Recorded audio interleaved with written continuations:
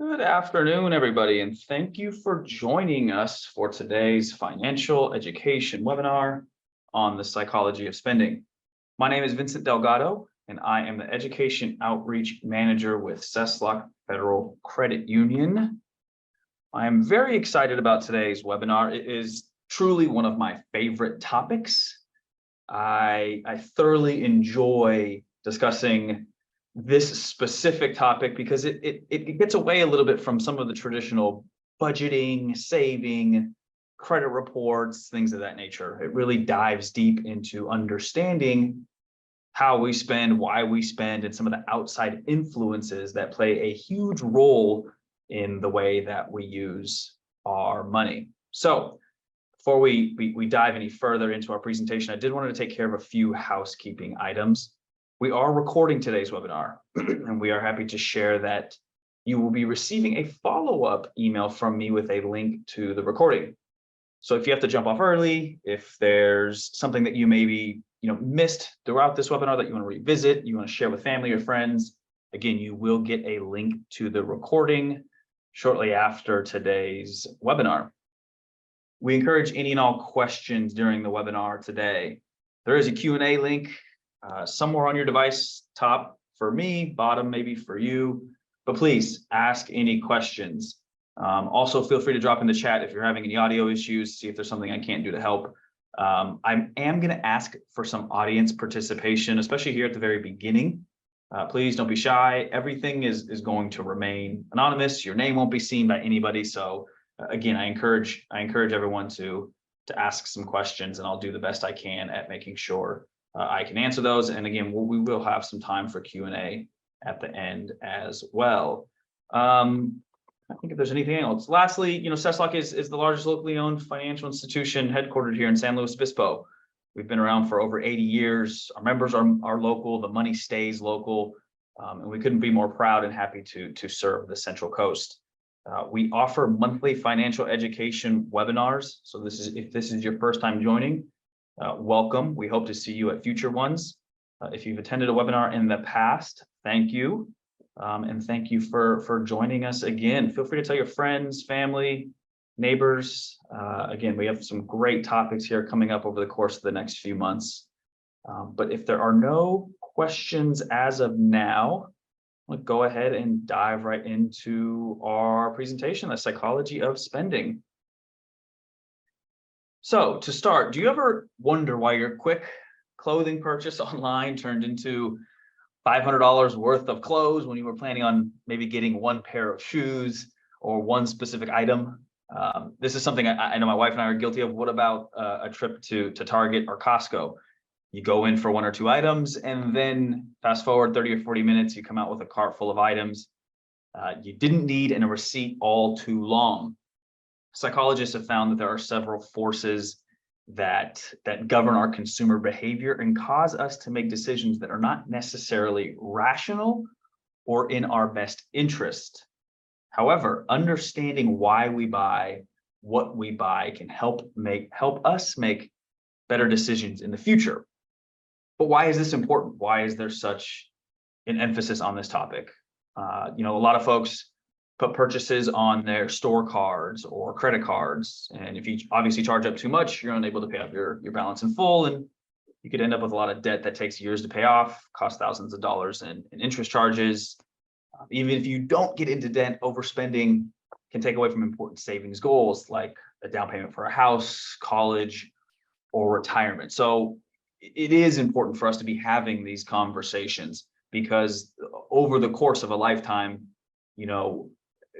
addressing these issues now can prevent some of this, high interest debt, can prevent some of the budget busters that I like to call them, and really keep that money in your bank account. Okay, this is where I'm going to ask for some audience participation. Feel free to just put it in the Q&A or the questions box that you have.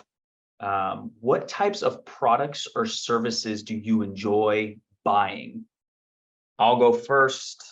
Wife and I love food, going out to eat, pick up, to go, you name it. My wife and I love enjoy buying food. So feel free to put in the Q&A box something that you enjoy purchasing, a service or product. All right, we already got some coming in. Baby clothes and toys. Yes, as a father of an almost 1-year-old, I can attest to that. Baby clothes and toys are also a frequent purchase. Eating out, looks like I'm not the only one. My wife and I aren't the only one. Home improvement services and products. Yes. Amazon house stuff. Yes, that's a big one. Consistent theme here with going out to eat. Yep. Going out to eat, groceries, travel, massages. Okay, that's a good one.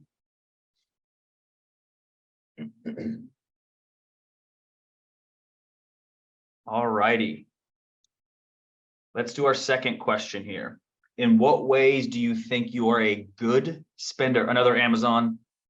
In what ways do you think you're a good spender? So an example would be if you compare costs of specific products. Instead of buying X product for $10, you buy the other product for $8. I don't know if you like a bargain shopper, whichever term you want to use, but that's an example. So in what ways do you think you are a good spender? I compare cost and quality. Yes. Research the products I buy, get the best value. Great. Bargain shopper. Love it. Special shout out to grocery outlet. I research best gear for a while before making a purchase. Very smart. Great. These are all awesome. I buy used when possible. Oh, that's a good one. That's a really good one.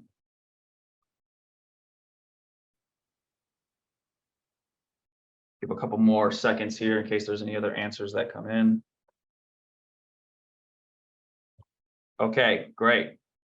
Thrift stores, vintage, love it. That's awesome. Seems as if some of that attire is coming back now. Okay, last question here. What spending habits would you like to change? Time for you to be a little honest with yourself. And I'll go first. Again, that's self-admitted. My wife and I love buying food. We love doing takeout. We can do better with that because we're guilty of buying food or takeout at the end of a long week when we have a pantry full of groceries and food, and we can easily make something at home. So that's definitely something, we would like to change. Impulse buying. Yes, we're definitely going to talk about that. Trying not to spend too much, remembering that I need to pay the credit card at the end of the month. Yes, that's a good one. Online shopping gets me every time. Of course, you're not alone in that. It's easy to shop online, influenced by social media. These are great. A lot of the answers you all are giving, we're going to be discussing today. So maybe some of you can give the presentation and I'll listen. Deciphering needs versus wants. Wow, that's great. Spending to feel better. Oh my God, these are all. Did you guys review the slides ahead of time? It's too easy to shop. Yeah. Okay, we already touched on that one. Stick with my budget, even when I'm wanting a pick-me-up. Okay, so this is fantastic.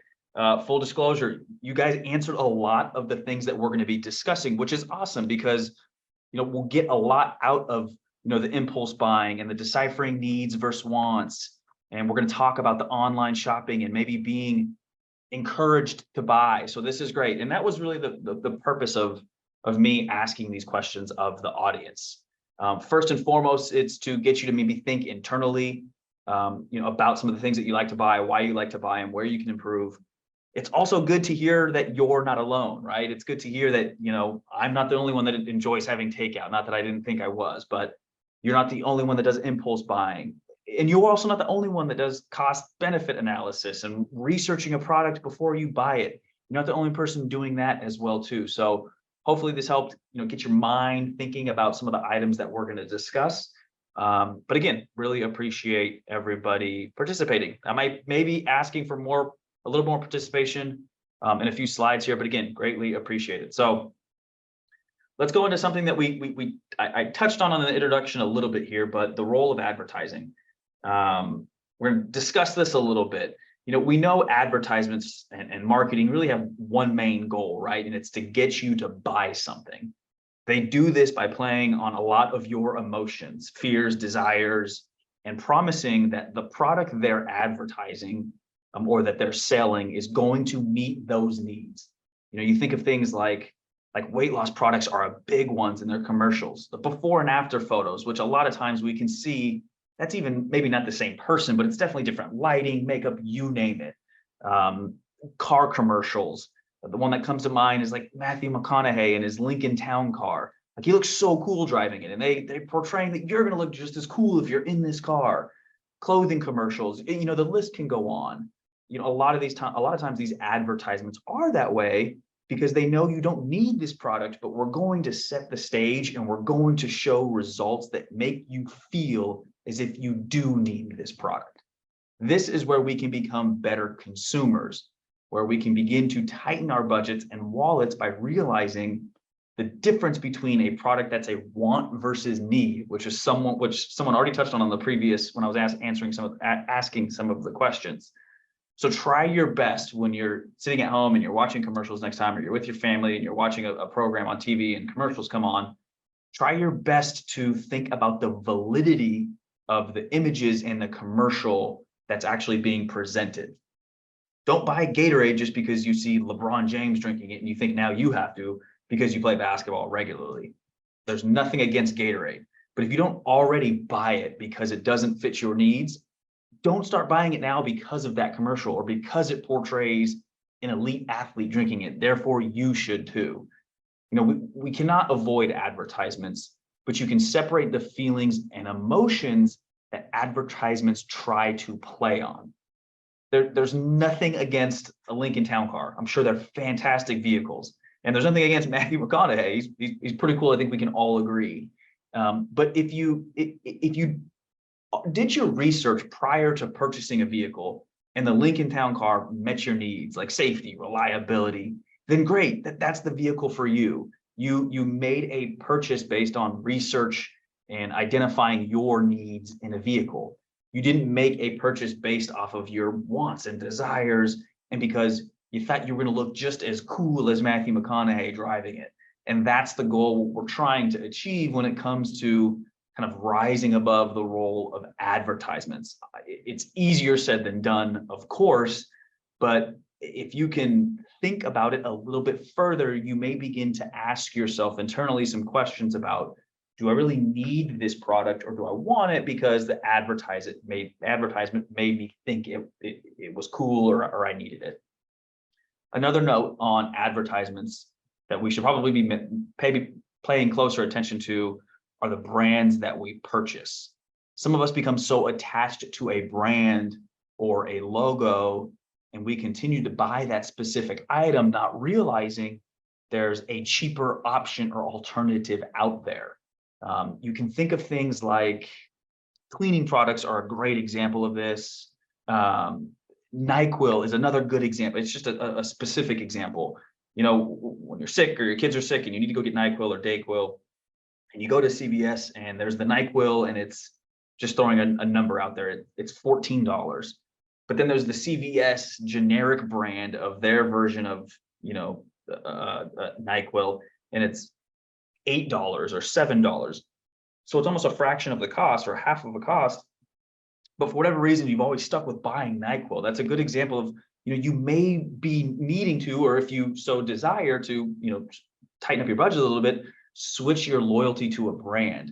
And again, it's the same thing with kind of cleaning products. And those are more specific to maybe smaller items, but it's a good food for thought. Just because you've been buying, Nike products, and I love Nike, I have a lot of it, but there may be something else out there for you that has a better purpose or serves the same desire of shoes, clothing, whatever it might be. So these are just things to consider when we're talking about advertisements and brands and logos.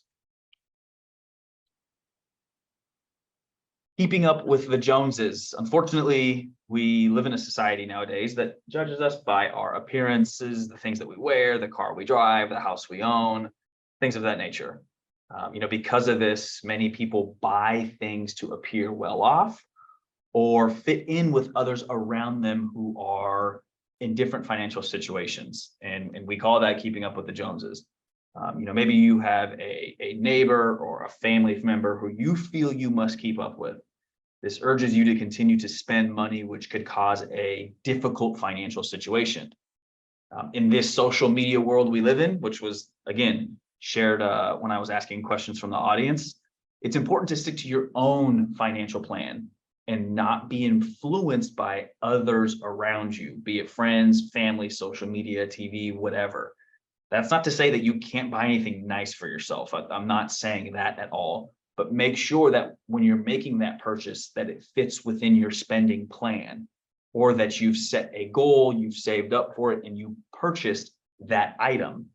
You know, this is all too common within a specific generation, and I'm not going to, I myself, I think technically fall within the millennial generation. So I'm not picking on myself, but a Credit Karma study in 2019 found that nearly 40% of millennials have spent money they didn't have and gone into debt to keep up with their peers. So very similar to the role of advertising.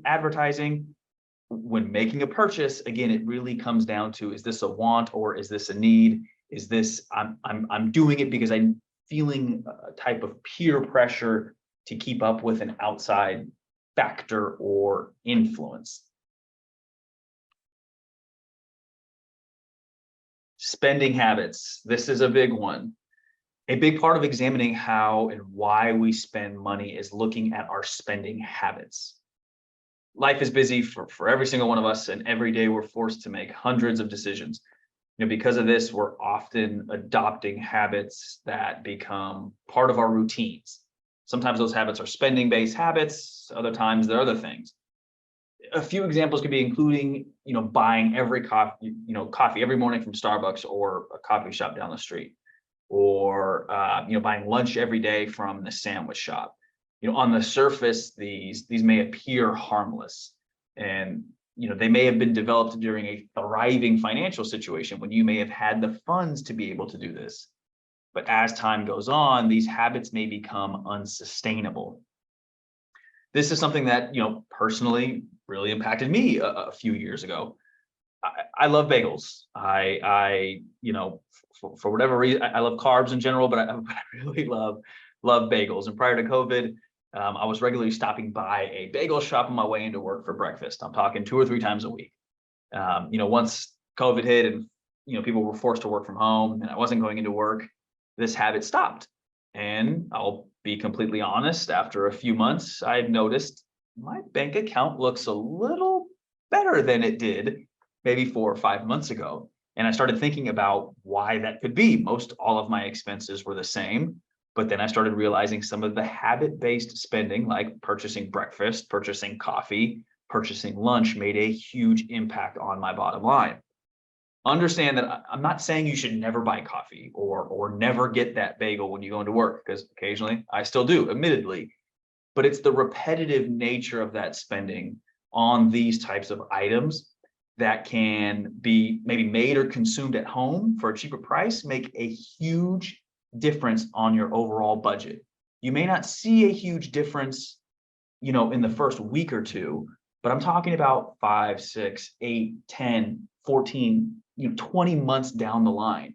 If you just replaced coffee, by purchasing it, making coffee at home, replacing lunch that you get to go every single day by making a little extra dinner the night before and having it as leftovers, or meal prepping, a few days throughout the week to offset the 5 days a week that you're getting lunch out to eat. You can invite friends over for happy hour at your house versus going to the bar, wine room, whatever it might be, which is infinitely more expensive. And these are the adjustments that could potentially make a huge difference in your overall budget. The great thing, one task that I always, my wife and I are always doing, and I share with others, take a look back over the last couple of months of some of your habit-based spending. If you're a SESLOC member, it's super easy with the new app to look up transactions, and just take a mental note or jot them down on a piece of paper, some of these habit-based spending, and add them up for maybe January, February. We're almost towards the end of March, for March, and you might be surprised what that total number looks like. Over time, you're going to see a huge difference. The $30 to $40 a week spent on lunch could add up to, again, $120, $150 a month that can be used towards a savings account, whether that's an emergency savings fund, a down payment for a new home, a vacation, a bigger purchase like a new TV, whatever it might be.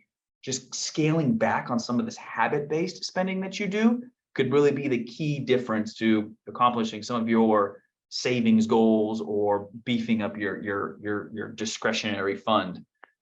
It can make a massive difference. Impulse buying. This was something that was mentioned in the chat when I asked some questions. Does anybody want to share a recent impulse buy that they made that they're guilty of? I'll go first.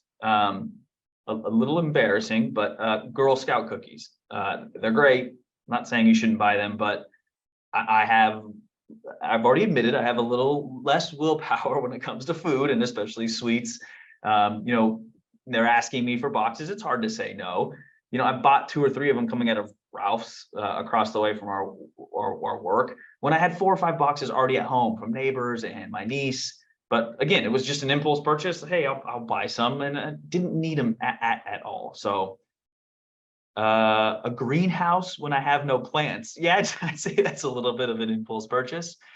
A nice collector knife. There you go. Yeah, that could be an impulse purchase. Anybody else? Don't be afraid. Don't be ashamed. We're all guilty of impulse purchases. So in our defense, companies, retailers, Girl Scout troops strategically place items in certain areas of the store that kind of encourage you to make impulse purchases. Think of your grocery store, regardless of where you shop. The Trader Joe's, the Costco's, the Ralph's. Most of your essential food items. Think of things like eggs, milk, meat, vegetables. Whatever are considered essentials. Are almost always near the back of the store. Typically what's placed at the front. Items you don't really need: the candy, the soda, the gum, the magazines, the little tchotchke items. They place these there as you're waiting in line and you're mulling over buying one of these items because, of course, it's piquing your interest. And the longer that you stare at it, the more inclined you might be to buy it. In fact, research shows the longer you're in a store, the more likely you are to make an impulse purchase. So how do we avoid this? It's great to create a list. Lists, especially when grocery shopping or doing other type of retail-based shopping, like at a Target or Costco, are incredibly valuable. They hold you accountable. They encourage you to only buy what's on the list.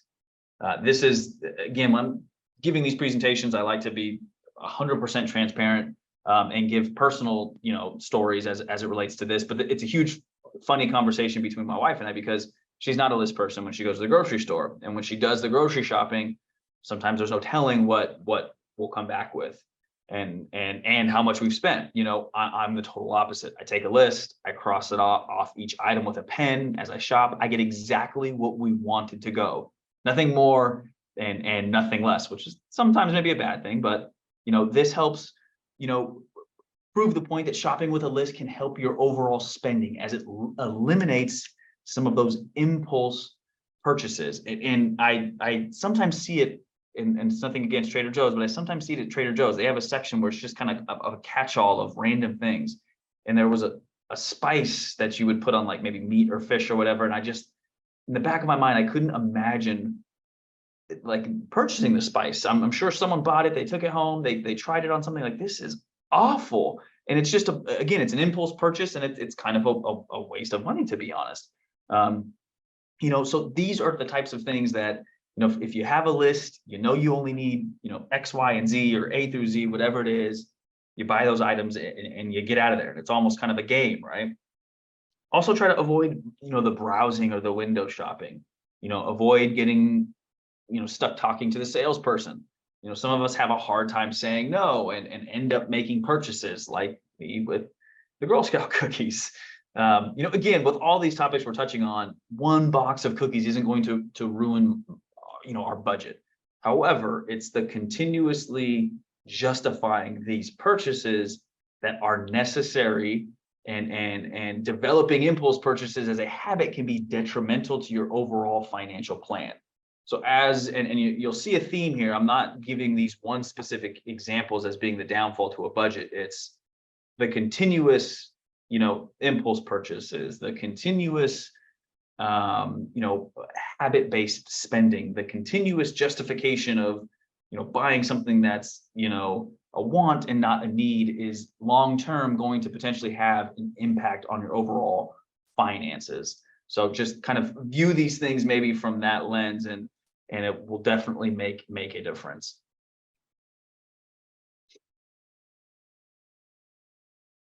I'm seeing some things come in here, so let me make sure there's no questions that are coming up.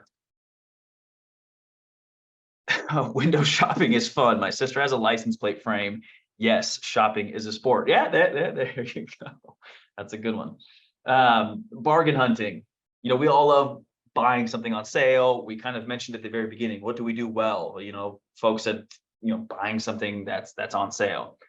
Buying an item for less than a normal price makes us feel good. We tell our friends, we tell our family, it's sometimes something we're proud of. However, just because buying something is on sale or for a great deal does not mean that you must have that item. While it feels great to save money on a purchase that isn't regular price, if you did not have a use for the item, nor were you planning on buying the item anyways, you may end up spending more money on things that you don't really need. If I'm in the market for, new work shoes, and I go to the mall and I find my work shoes and they're on sale and I buy them, great.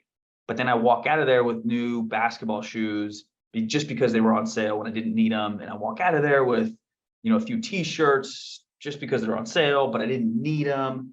At a certain point, I'm spending money that I didn't need to spend on an item that I definitely don't need. So that's the premise of bargain shopping. If you're making a purchase for something that you already need, you need a barbecue because your old one isn't working anymore, and you found it and it's on sale, great. That's exactly how it worked. But if while buying the barbecue, you also bought patio furniture that you didn't need, but because it was on sale, you did it, there's a cost for savings there that's not really adding up. So bargain hunting is great. It's a great way to be a reasonable spender. However, if you're buying those items that you don't really need, at a certain point, you're just spending excess money. Retail therapy.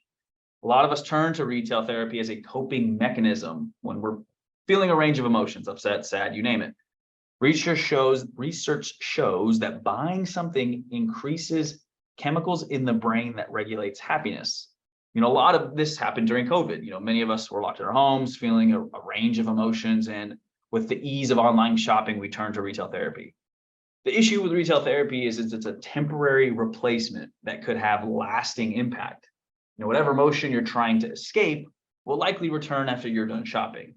On top of these emotions, you may have guilt, buyer's remorse, or even worse, a large, credit card bill because of your shopping. In these situations, it's best to find an alternative to retail therapy. Find another mood-boosting activity. Exercise, reading a book, walking your dogs, cooking, baking, you name it. Yeah, the comment, it takes discipline. Someone just added, it takes discipline with retail therapy, which is not easy. 1,000% agree. It's hard, but developing a habit of, once or twice just ignoring the impulse to want to make a purchase and exercising or playing with your dogs or whatever, again, will hopefully over time develop new habits to cope with, with the retail therapy or the feelings that you're feeling, when it pushes you to have, a retail therapy experience. Money as love. Many people often mistake money as love. We try to show our love or buy love from someone by buying things. Instead of opting for less expensive, Valentine's gifts or a birthday gift, you make a more lavish purchase for someone that might stretch your financial limits in hopes the gift recipient loves you more. People sometimes do this to make amends for a relationship that gets soured, while periodically spending money on the ones we love to show our commitment or appreciation is perfectly fine. Using the amount of money we spend or how often we spend can easily exhaust our finances. Keep in mind, a lot of people appreciate gifts that are thoughtful and meaningful versus a gift that is expensive. So maybe it's a homemade gift, a gift with a special meaning, history behind it. But think about how you use money in your relationships and examine closely if this is potentially damaging to your finances. Many folks tend to focus on the here and now in their purchasing habits rather than the days, months, or years in the future. A perfect example is using credit cards or loans to buy things immediately and failing to realize that by not paying off those expenditures immediately, they'll cost them more in the long term due to the interest that we've kind of already talked about. Looking back throughout this webinar, most of the examples I've given have been purchases that are more immediate and self-fulfilling.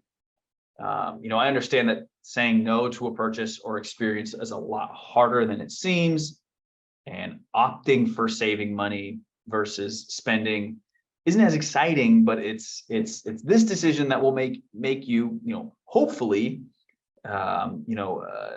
achieve the financial freedom that you're seeking. Opting for something or saying no and thinking of the long-term goal.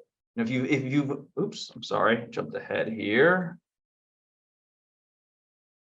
So looking back, where am I at? Sorry. If you've attended webinars with me in the past, I've echoed the saying, prioritize saving and pay yourself first. I think, most folks have probably heard me say that over the last few webinars.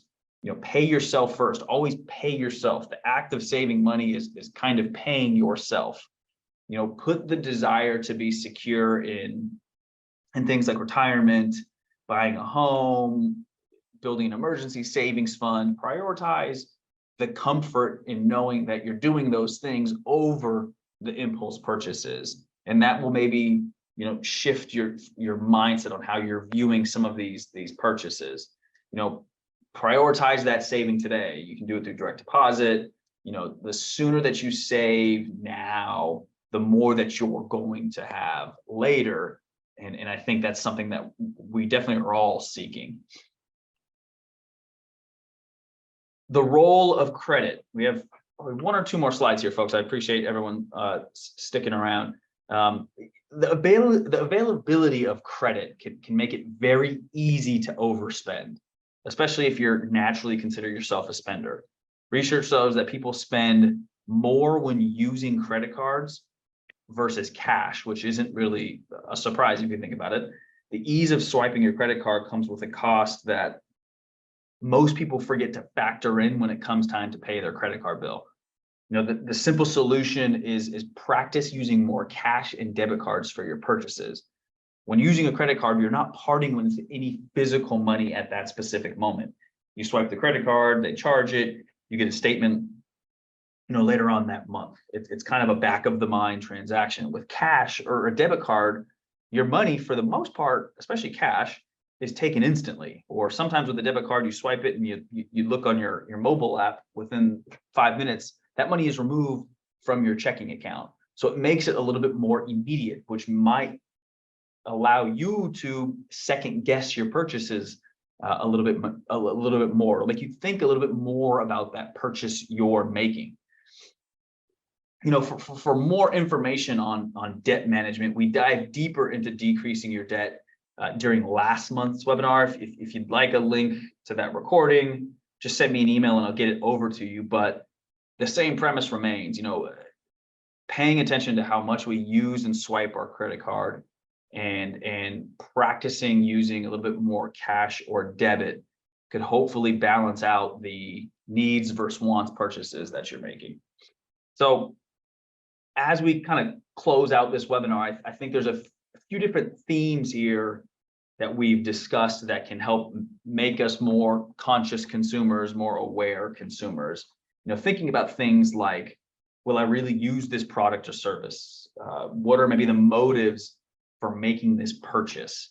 The goal of this webinar was not to lecture you on your purchases. And again, self-admitted, I slip up at times as well too, as I've shared, but it was really more to make us aware of where our money's going. And instead of making those mistakes frequently or allowing those habits to continue, we decrease the amount of time we're making those habit purchases or those impulse buys. We work very hard for our money and practicing at being a little bit more conscious and informed consumers will lead to a little bit more overall financial health. So, think about these things, like what are the emotional and financial costs of this purchase? Can I afford this purchase? Asking yourself these types of questions, upon checkout or before you go on a shopping spree can really make a huge difference in your overall bottom line. So I definitely want to open it up to any questions or some other comments. I know folks have been sharing some of their own thoughts about purchases, which is great. Someone said leaving online carts there for at least 24 hours helps me avoid impulse purchases. And sometimes I get coupons, which are nice if I decide I do want to buy the items in my cart. That's great. My wife is incredible at that. She'll save things to her cart that she, wants to buy and think about it for a few days and then make the purchase if necessary. So I think that's a great tip. We've talked about it taking discipline. Definitely.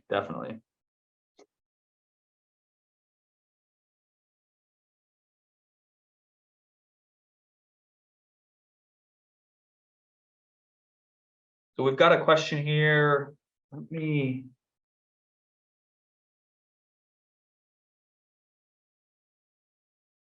respond back to this real quick.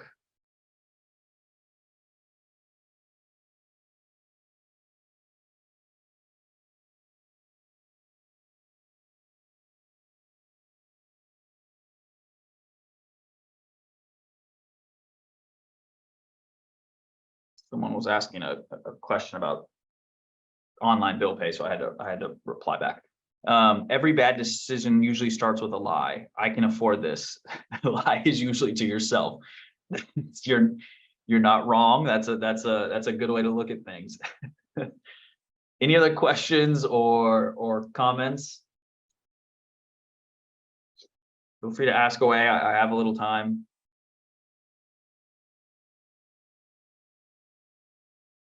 I appreciate everybody joining. Thank you. I appreciate everybody joining. I hope you pulled something from this webinar. Feel free to share with friends, family. As I mentioned, you should get a link to the recording here. If not today, definitely first thing tomorrow morning. Don't hesitate to reach out via email with any further questions. It was at the beginning of the webinar, and then again, the email I send you with the recording is going to come from my email, so don't hesitate to respond back with any questions that you might have. Thank you. I appreciate it. I'm glad that you all are enjoying the webinar. How do you get started on making a budget? That's a great question. So first, it's really identifying 2 or 3 different things.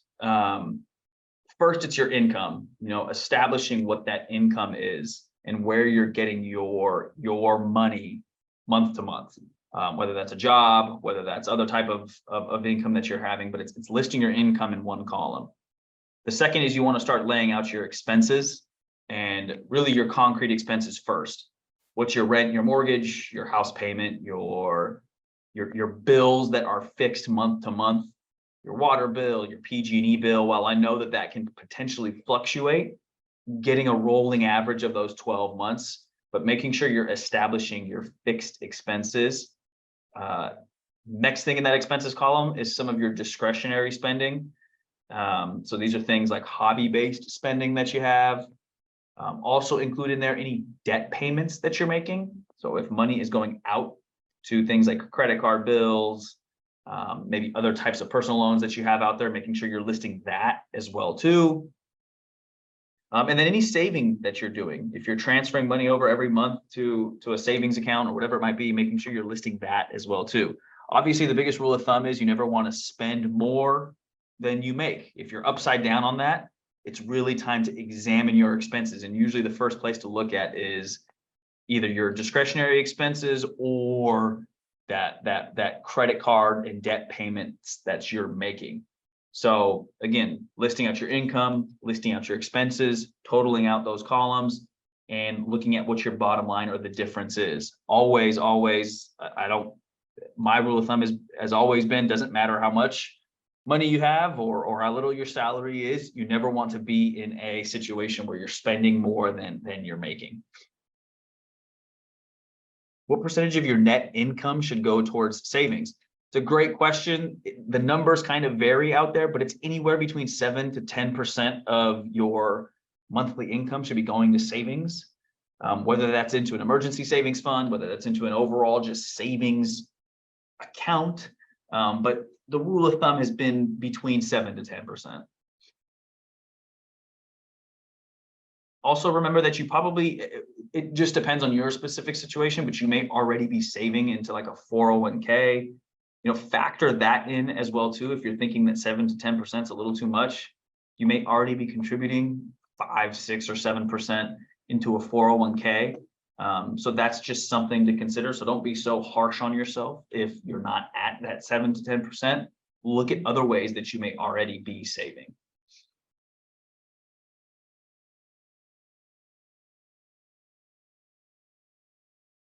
In some of the previous webinars, we do discuss, I believe it was last month, I do believe we dive a little bit more in depth into building a budget. And there's even a budget chart that I shared, what money should be going towards like kind of housing and other fixed expenses.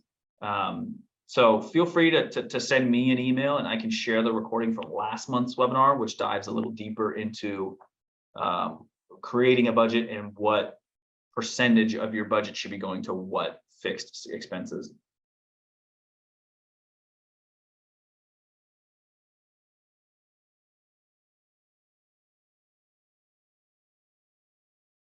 Any other questions here, folks?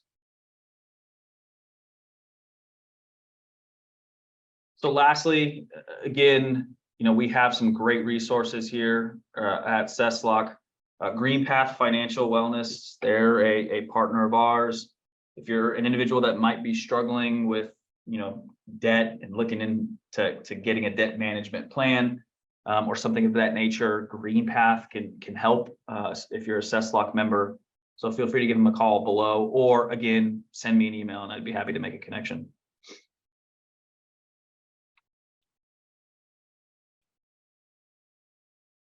All righty, last call for questions. Again, greatly appreciate you joining us this afternoon. Hope to see you at another webinar here soon in the future.